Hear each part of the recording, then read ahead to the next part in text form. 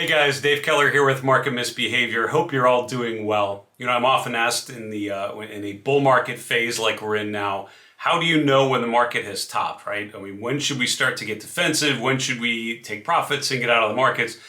And I think one of the beauties, if not the beauty, of trend following, momentum investing, where you don't have to predict trends, you follow trends, is you don't have to worry about it. You don't have to worry about what the market might do tomorrow because you lay out a clear set of signals or a clear set of indicators that will tell you when the market's no longer going higher. So today, we will talk about 4 signs that the bull market is done.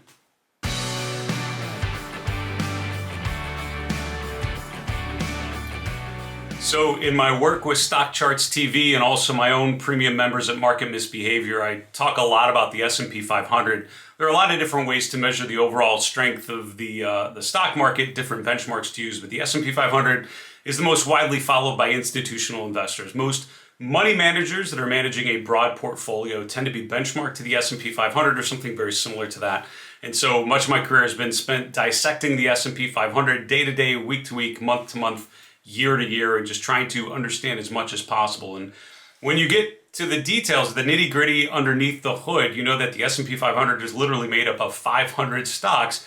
There are a lot of things we can dissect in terms of breadth and momentum and sentiment. Some of the other videos on my channel hopefully give you some more clarity in terms of some of those indications. But for a trend follower, which is how I would describe myself, it's all about following the trends. Your goals should be 3 things as an investor. Number 1, identify trends. Number 2, follow those trends. And number 3, anticipate when those trends are exhausted. So you don't need to predict when the S&P 500 is going to be topping out. You don't have to guess whether last week's high was the highest high that will ever be in the history of humanity.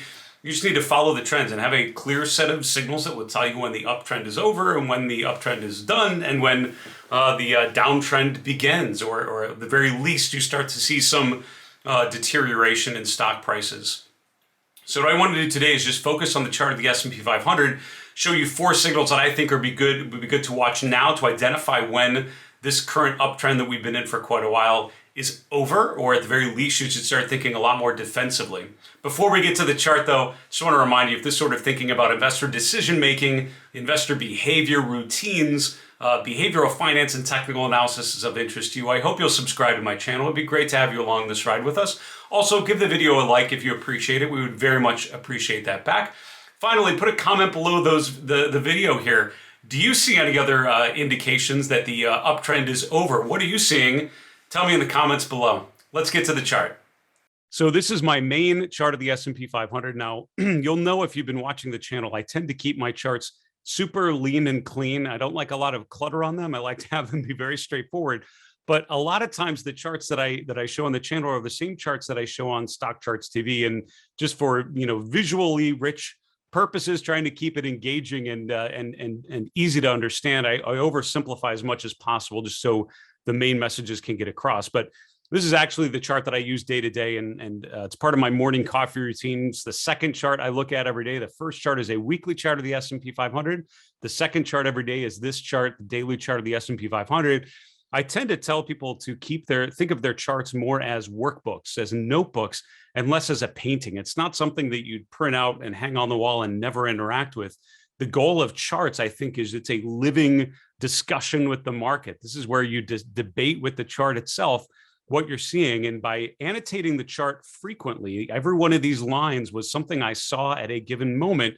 And you can see based on where the line ends, where about we were when I drew the line on the chart. But it helps me sort of track my thinking over time. Now, not all of my charts are this busy, but the S&P one I look at many times a day. And so I'm always referring back to this chart. So you've probably followed the S&P 500. If you're getting to this video on the Market Misbehavior channel, I'm sure you're familiar with what the S&P 500 is and what it's tracking. So let's get particularly to the price behavior. At the end of last year, sort of September, October, November was the last real consolidation for the S&P 500. This is a range-bound period, what's called a coiled pattern or coil pattern or symmetrical triangle, which is a pattern of lower highs and higher lows. It's a consolidation pattern because the range is narrowing. And the breakout that you saw the second week in November really resolved that pattern to the upside. It suggested that bulls were very much in control, that higher highs were in store. That certainly happened very soon after. From there, You accelerated into close in a position of strength at the end of 2020. And from there, every month in 2021, we have made a new higher high on the S&P 500, the NASDAQ as well. We just keep continuing to push higher and higher. So the S&P 500 is making new all-time highs every month this year. Charles Dow, over 100 years ago, the father of technical analysis, as I would think of it, and as he's been described, really came up with this concept of trends and tracking trends by analyzing the stock prices and grouping them into indexes. And the very basic definition, a Dow theory uptrend is a pattern of higher highs and higher lows.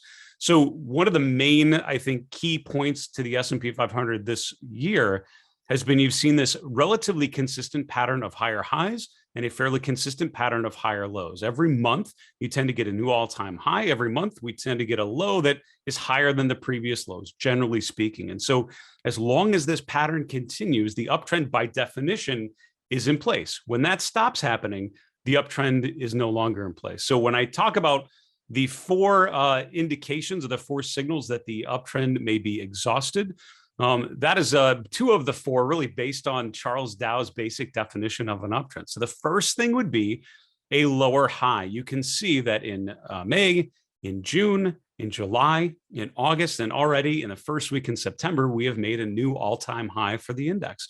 What you need to do is you see this general pattern, even though the trend has been up, you have the impulse and corrective waves, the movements in the direction of the overall trend, the brief pullbacks against the trend, but overall it keeps resolving higher. At some point, we will attempt to make a new high and we will fail. We will no longer be making new highs. We will establish a lower high.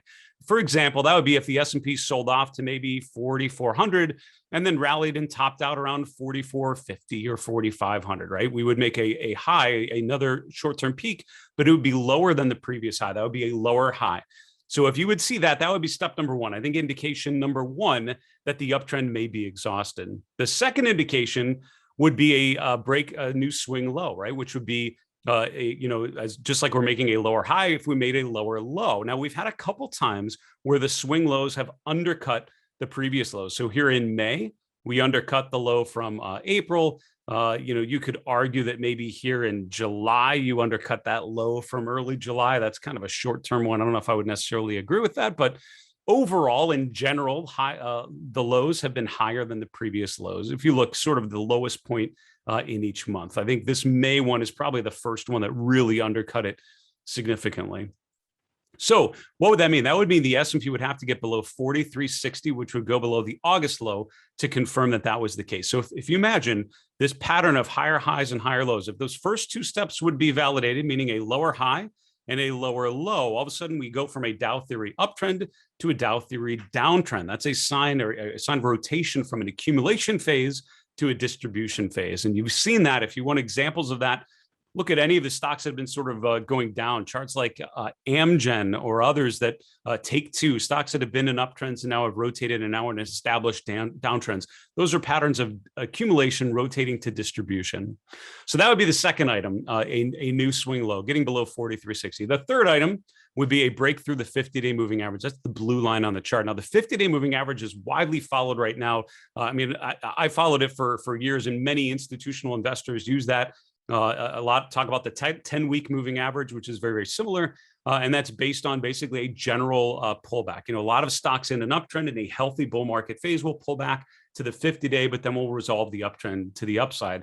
And we've seen that in 2021. The S&P has tested its 50-day moving average 1, 2, 3, 4, 5, 6, 7, 8, maybe 9 if you call that August when we just stayed above it, didn't quite touch it. So 8 times we literally touched, either traded below or closed below the 50-day moving average. We've only closed below it a couple times, and every time we've closed below it, we've closed back above it the immediate next day.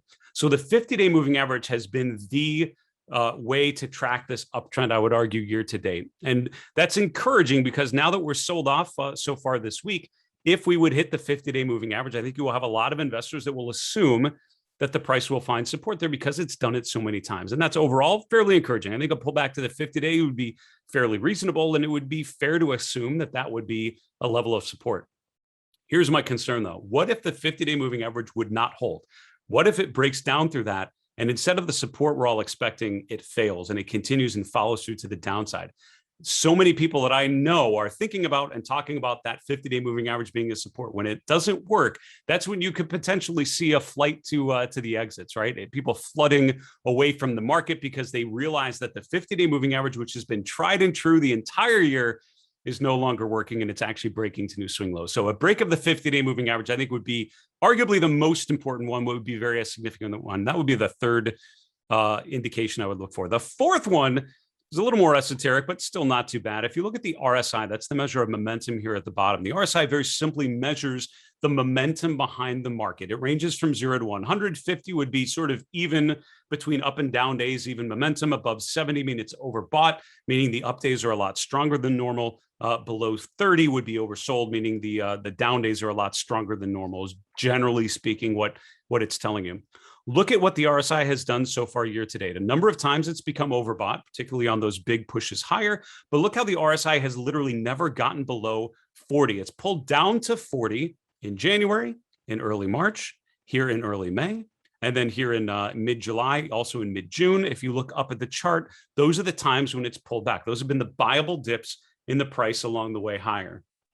If and when the RSI would fail to hold 40, it would come down to 40 and just keep going. That would tell you that there's what I call a change of character. Something's different, where that momentum is no longer similar to what it's been year to date.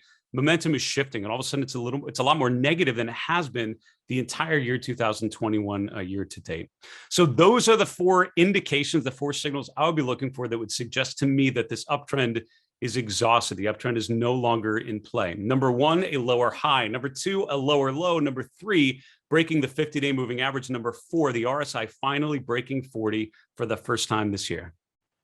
So there you have it. Those are the four indications, the four signals I'll be watching in the next coming weeks. Hopefully, we'll see what sort of resolution we get after the distribution this week. It's always important after a distribution period, or really before the distribution starts, to think about what indications would tell you that the market trend may be changing. Those are the four I'm looking for. Are there any that I missed? Are there any that you are keeping in mind that I didn't mention? Put a comment below the video. Let me know what you are seeing. Or if you totally disagree with my thesis, let me know why in the comments below. Also, if you like this sort of thinking about charting, technical analysis, technical indicators, behavioral finance, investor psychology, trend, momentum, breadth, sentiment, all of the above, I would love for you to subscribe to my channel. It'd be great to have you along this journey with us. Also, give it a thumbs up if you like the video. We would very much appreciate that back. From everyone at Market Misbehavior, I'm Dave Keller. Be well, have a great weekend. We'll see you soon.